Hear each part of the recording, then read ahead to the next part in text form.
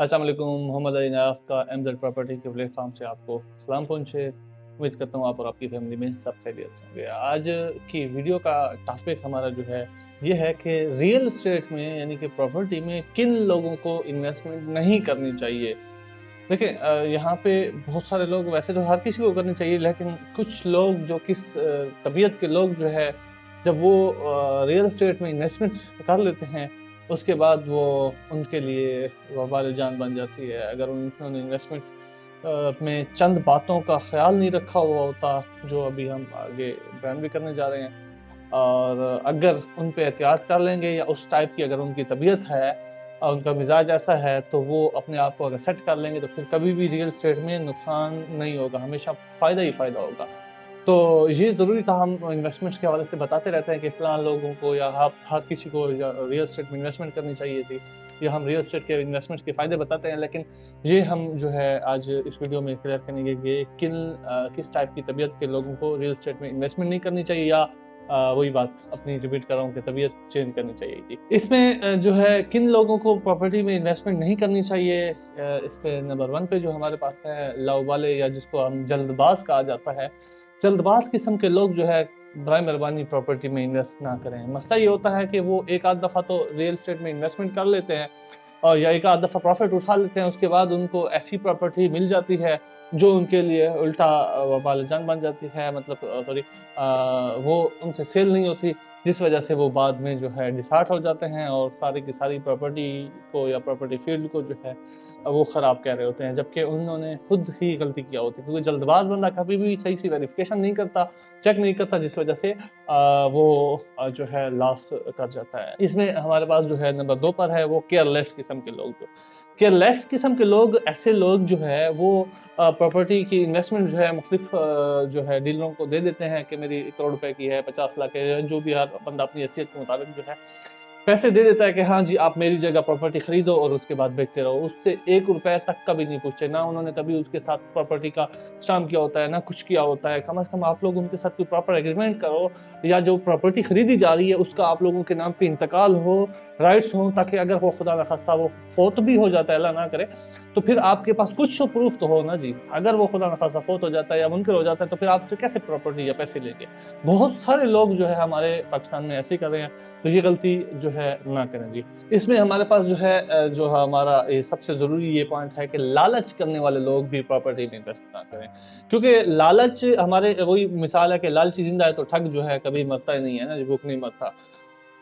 मैं खुद के अपने एक्सपीरियंस बता रहा हूँ। हमारे जानने वाले कोई एक थे, उन्होंने जो है अपनी प्रॉपर्टी या मकान बेचना था, तो उसको आगे डीलर मिला। डीलर भाई ने कहा जी मैं आपसे जो है फॉर एग्जाम्पल 30 लाख रुपए में ले रहा होता हूँ, तो उसने कहा नहीं देता। वही डीलर कुछ दिन बाद उसी के पास गया, वो डॉक्टर साहब जो थे, उनको कहा कि मैं आपको ये 45 लाख रुपए में मकान लेता हूँ।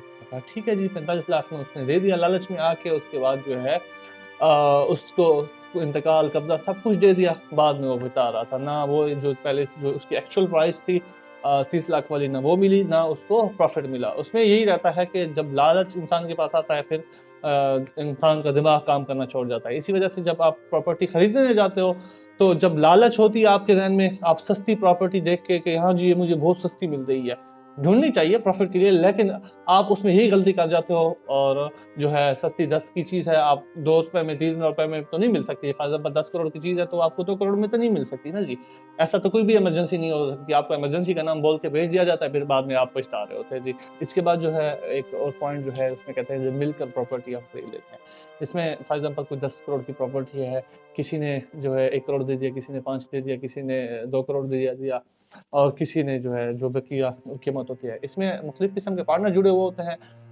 वैसे तो लेनी चाहिए, ज़ाहिर-सी बात है, शराकत-दारी अच्छी चीज़ है। या तो आप लोगों को उसमें प्रॉपर पहले से ही एग्रीमेंट में, प्रॉपर्टी में इंतकाल में सब कुछ नोट करना चाहिए, या जो प्रॉपर्टी खरीदते वक़्त आप इंतकाल अपने नाम पे सबका जो है इक्वल जो है जिसकी जितनी इन्वेस्टमेंट है उनके नाम पे इंतकाल रजिस्ट्री करवानी चाहिए। अदरवाइज़ जो है आप लोगों को जो है इसमें नहीं इन्वेस्टमेंट करनी चाहिए, क्योंकि मेरे पर्सनल में मेरे पास ऐसे केसेस आए हैं लोगों के कि हाँ जी, हमने ये पार्टनरशिप में प्रॉपर्टी खरीदी थी और अब हमारे लिए मसला बन गया, अब हम क्या करें। तो उसके लिए पहले से ही आप लोगों ने एहतियात करनी होती है जी। इसके साथ एक और जो पॉइंट है हमारा वो ये है कि छक्का मारने वाली प्रॉपर्टी। हमारे यहाँ पे प्रॉपर्टी का जो है بزنس جو ہے ظاہر سی بات ہے ہمارے خیر پختونخوا میں اور فیکٹریز وغیرہ یا کوئی اور بزنس نہیں تھے، تو زیادہ تر لوگ جو ہے ریئل اسٹیٹ میں کر رہے تھے۔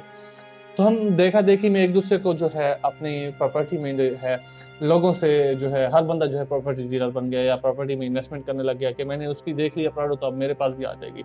تو آپ کو جو ہے بہت سارے بروکر ایسے مل جاتے ہیں جو ہے آپ کو کہتے ہیں جی میں آپ کو یہ 1 کروڑ روپے کی چیز دلا کے دے رہا ہوں، انشاءاللہ یہ کل یا 2 دنوں میں یا 2 مہینوں میں جو ہے انشاءاللہ آپ کی یہ 4 کروڑ روپے کی ہو جائے گی۔ ایسا کچھ بھی نہیں ہوتا میرے بھائی۔ برائے مہربانی جو ہے ایسے چکروں میں نہ پڑا کریں، سوچ سمجھ کے خود لے لیا کریں۔ کہ اس کے بعد جو ایک اور ضروری پوائنٹ جو سب سے ضروری ہے کہ وداؤٹ ایکسپیرینس، جن کا کوئی پراپرٹی میں ایکسپیرینس نہیں ہے وہ بھی انویسٹمنٹ کوشش کریں نہ کریں۔ اگر انویسٹمنٹ کرنی تو ہے تو اس میں جو ہے آپ جو ہے اچھا سا کوئی وکیل رکھیں جو پراپرٹی کے جو ہے رولز کو جانتا ہو، پراپرٹی کے لاز کو جانتا ہو، پراپرٹی کے ایک ایک چیز کو جانتا ہو، اس کی نظر ثانی میں جو ہے آپ انویسٹمنٹ کریں اور ساتھ میں جو ہے کوئی اچھا سا بروکر ڈھونڈیں جو آپ کو ہیلپ کر سکے۔ ادروائز جو ہے آپ اکیلے جو ہے سمجھدار نہ بنے۔ ہمارا پرابلم یہ ہوتا ہے کہ ہم ڈیسیژن لینا بھی چاہتے ہیں لیکن لے بھی نہیں سکتے۔ اگر لے لیتے ہیں پریشر میں آ کے، کیونکہ ایکسپیرینس نہیں ہوتا تو آپ کو ڈیلر جو بروکر جو حضرات ہیں وہ لالچ دے دیتے ہیں، ہاں جی یہ 10 کی چیز ہے آج 8 کروڑ کی مل رہی ہے، یا فار ایگزامپل کہ آپ کو کسی کی ایمرجنسی بتا دیں گے بھائی دیکھیں اس کی بیوی مر رہی ہے، بھائی مر رہا ہے، بیمار ہے، مہربانی کر کے جو ہے یہ بہت سستا بیچ رہا ہے آپ لے لو۔ یا پھر اس ٹائم لالچ میں آ جاتے ہو، یا پھر آپ کے ساتھ ڈاکومنٹس میں فراڈ ہو جاتا ہے۔ کتنے سارے ایسے کیسز کے ہمیں کالیں آتی ہیں لیکن اب ہم کوئی بھی سلوشن نہیں نکال پا رہے ہوتے، جتنا ہماری طرف سے ہم کر پاتے ہیں کوشش کرتے ہیں۔ لیکن آپ لوگوں کو اویئر کرنا اس بات کے لیے ضروری تھا کہ جب بھی آپ جو ہے ریئل اسٹیٹ لینا چاہیں کسی ایکسپیرینس بندے کو ساتھ میں ضرور ٹھہرایا کریں۔ بروکر ہو لیکن ساتھ میں مشورہ دینے والا بھی آپ کے ساتھ ضروری ہونا چاہیے۔ اس کے ساتھ جو سب سے امپارٹنٹ تھا، میں اپنی لوکل مارکیٹ کو دیکھ کے جس بات کا جو ہے اپنا ایکسپیرینس پریکٹیکل شیئر کرنا چاہ رہا تھا، جن کے پاس پیسے کم ہوں برائے مہربانی وہ بھی پراپرٹی میں انویسٹ نہ کیا کریں۔ ہمارے پرابلم یہ تھا، ہمارے جو ڈیولپر حضرات جہاں پہ ڈی خان میں جو تھے یا ڈیلر حضرات یا بہت سارے لوگ جن کے پاس پیسے کم ہوتے تھے، اگر وہ 1 کروڑ کی چیز لے رہے ہیں تو فار ایگزامپل اس نے ان کو دے دیا 10 لاکھ 20 لاکھ روپے ایڈوانس دے دیے، باقی جو ہے کیا کہ ہم آپ کو دیں گے بعد میں، اور اسی پراپرٹی کو سیل کر کے اس امید میں ہوتے ہیں کہ چلو باقی جو ہے ہم اسی پراپرٹی کو سیل کر کے جو ہے اس سے ہی دے دیں گے آگے والے مالک کو۔ تو ہمارے یہاں پہ مسئلہ یہی ہوا ہے کہ بہت سارے لوگوں نے جن کو پتہ نہیں تھا انہوں نے بیچاروں نے لینڈز تو دے دیے ہیں، بعد میں وہ ذلیل و خوار ہو رہے تھے۔ اپنی ہی پراپرٹی تھی، اپنی ہی انویسٹمنٹ تھی، اس کے باوجود سالوں سال سے کوئی بھی مسائل حل نہیں ہوئے۔ کیا وجہ تھی؟ آپ لوگوں نے ایسے ڈیولپرز کو پراپرٹی دے دی یا ڈیلرز کو یا انویسٹرز کو جن کے پاس کوئی پیسے نہیں تھے۔ تو آپ سے بھی گزارش یہ ہے کہ برائے مہربانی اگر آپ کے پاس پیسے تھوڑے ہیں تو پراپرٹی میں انویسٹ نہ کریں، کوشش کریں جتنے پیسے ہیں اتنے میں ہی کھیلیں یا اس سے کم میں، تاکہ آپ کے لیے بھی مسئلہ نہ بنے اور دوسرے کے لیے بھی نہ بنے۔ تو ہم ڈیرہ اسماعیل خان میں پچھلے کافی سالوں سے ریئل اسٹیٹ کے حوالے سے کام کر رہے ہیں۔ ہمارے بھی یہاں پہ ڈیرہ اسماعیل خان میں ہاؤسنگ پروجیکٹس چل رہے ہوتے ہیں، انسٹالمنٹ پہ بھی ہم دیتے رہتے ہیں اور کنسلٹینسی بھی ہم انشاءاللہ آپ کو دیتے ہیں۔ اگر آپ کو کوئی بھی ریئل اسٹیٹ کے حوالے سے مشورہ چاہیے ہوگا ڈیرہ اسماعیل خان اور اسلام آباد کے پراپرٹی کے حوالے سے، تو انشاءاللہ ہمارے نیچے دیے گئے نمبرز پہ رابطہ کریں، ہم آپ کو انشاءاللہ فری میں بھی ہیلپ کریں گے اگر کوئی بھی آپ کے لیے ریئل اسٹیٹ کے حوالے سے کوئی پرابلم آتی ہے تو۔ والسلام۔